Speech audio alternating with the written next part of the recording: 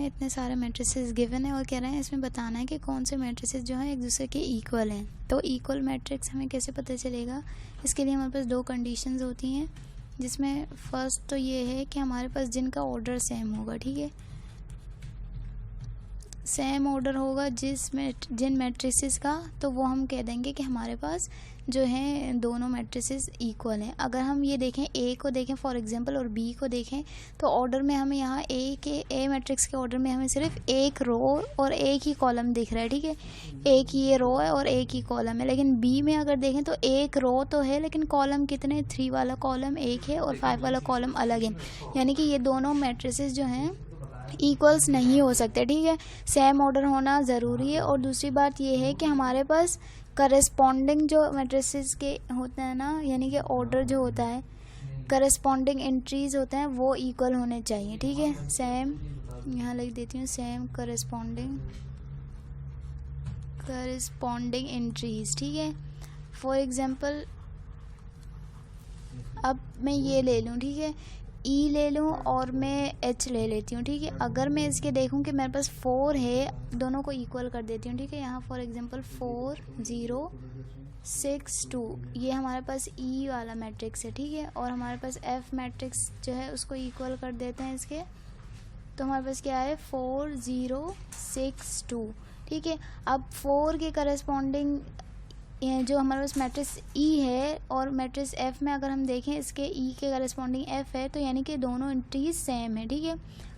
तो यानी corresponding entries का सेम होना भी ज़रूरी है। अगर करस्पॉन्डिंग एंट्रीज जो हैं सेम होंगी तो यानी कि हमारे पास दोनों मैट्रिसेस क्या हो जाएंगी, इक्वल। तो अगर इस वाली कंडीशन को मैं देखूं, सेम करस्पॉन्डिंग एंट्रीज वाली और सेम ऑर्डर भी, यानी कि ई मैट्रिक्स के ऑर्डर को देखें हम, 2 रो हैं, ये फर्स्ट रो ये सेकंड रो और 2 ही कॉलम्स है, ये फर्स्ट कॉलम ये सेकंड कॉलम।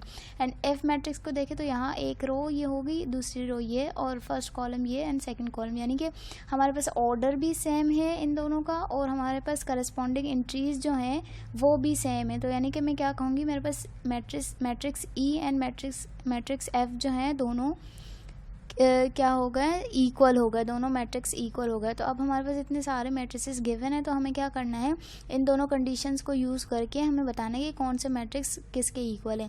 अगर हम मैट्रिक्स ए को देख लेते हैं, ठीक है, हमारे पास पार्ट 1 है, मैट्रिक्स ए है हमारे पास फर्स्ट ऑर्डर, इसका ऑर्डर क्या है, ऑर्डर 1 बाय 1, यानी कि एक रो है एक ही कॉलम है।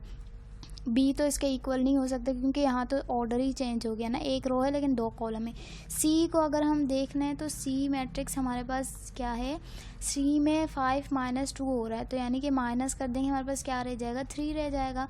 और अगर इसका हम क्या कहते हैं ऑर्डर देखें सी मैट्रिक्स का, तो एक ही रो है और एक ही कॉलम है, ठीक है।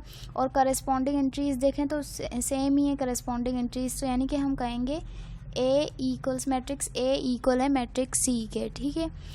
अब दूसरे मैट्रिसेस इसी तरह हम देख के बता देंगे कि कौन से मैट्रिक्स जो हैं इक्वल हैं, ठीक है। तो इसे करते हैं सॉल्व। तो जो कंडीशंस हमारे पास थी इक्वल मैट्रिक्स के, वो हमने यूज़ करके हमारे पास जितने भी मैट्रिसेस गिवन थे, हमने उनको देखते हुए हमने बता दी कि कौन कौन से मैट्रिसेस जो हैं वो इक्वल हैं। तो यहाँ हो जाता है हमारा आंसर।